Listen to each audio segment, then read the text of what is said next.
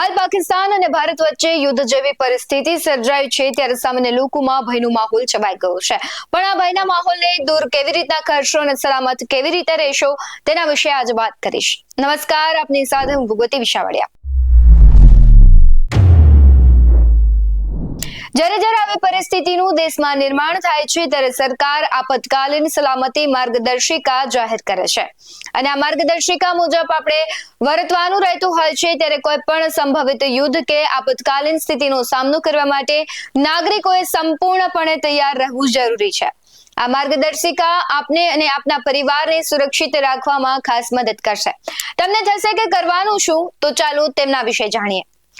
સૌથી પહેલા તમારે આપતકાલીન કીટ તૈયાર રાખવાની છે. ઓળખપત્ર, Aadhaar card, ration card, PAN card વગેરેની કોપી પણ તમારી સાથે રાખવાની છે. આવશ્યક દવાઓની વાત કરીએ તો દુખાવા માટે, તાવ માટે ORS, એન્ટિસેપ્ટિક અને બેન્ડેજ પણ તમારે સાથે રાખવાનું છે.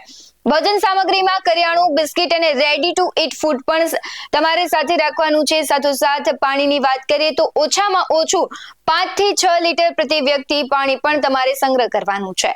ટોર્ચ, બેટરી, પાવર બેંક અને વિસલ જેવી વસ્તુઓ તમારે સાથે રાખવાની છે. અને જ્યારે આવી પરિસ્થિતિનું નિર્માણ થાય છે ત્યારે ATM સેવા કદાચ બંધ થઈ શકે છે અને ઘણી વખત થતી હોય છે ત્યારે રોકડા રૂપિયા પણ તમારે રાખવાના છે. ખાસ કરીને જે રેડિયો છે તે બેટરી દ્વારા ચાલતો હોય તેવો તમારે રેડિયો પણ રાખવાનો છે. પરિવારજનોની સુરક્ષા કેવી રીતના કરશો તેના માટે તમારે એક યોજના બનાવવાની છે. હવે તેના વિશે વાત કરીએ તો એક સુરક્ષિત સ્થાન નક્કી કરવાનું છે જ્યાં પરિવાર આપતકાલીન સ્થિતિમાં સલામત રહી શકે. નજીકના શરણ સ્થળ પર તમારે જાણકારી રાખવાની છે અને આ દરમિયાન મહિલાઓ અને વડીલો અને બાળકોને પ્રાથમિકતા તમારે આપવાની છે. આ સાથે આત્મરક્ષણ પણ જરૂરી છે. તેના માટે તમારે આત્મરક્ષાના ઉપાય કરવાના છે, જેમ કે બ્લેકઆઉટ દરમિયાન પ્રશાસનનો સહયોગ કરવાનો, ઇન્વર્ટરનો ઉપયોગ પણ બ્લેકઆઉટ દરમિયાન ટાળવાનો છે. જો આપની પાસે લાયસન્સ વાળો હથિયાર છે તો માત્ર આત્મરક્ષા માટે તમારે તેનો ઉપયોગ કરવાનો છે.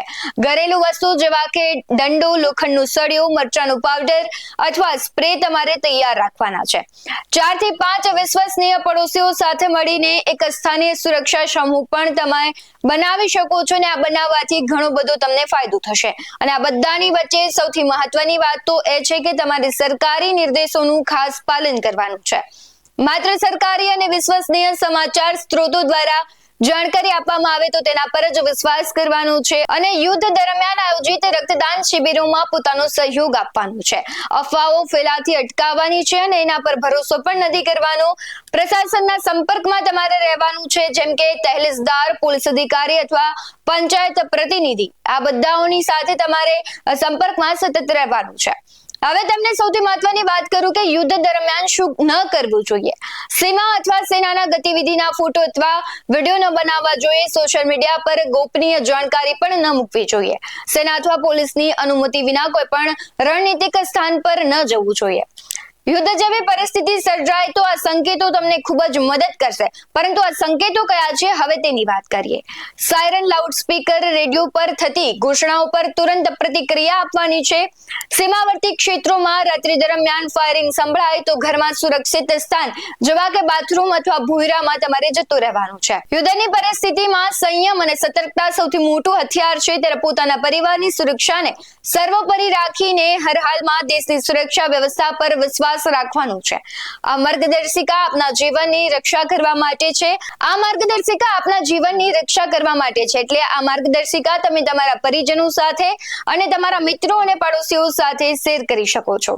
આવા જ વધુ અહેવાલો સાથે ફરી મળતા રહીશું. તમે અમારી YouTube ચેનલને સબસ્ક્રાઇબ કરવાનું, અમને Facebook અને Instagram પર ફોલો કરવાનું ભૂલશો નહીં. બાકી અવનવી અપડેટ્સ મેળવવા માટે આપ જોતા રહો BS9 TV ન્યૂઝ. નમસ્કાર.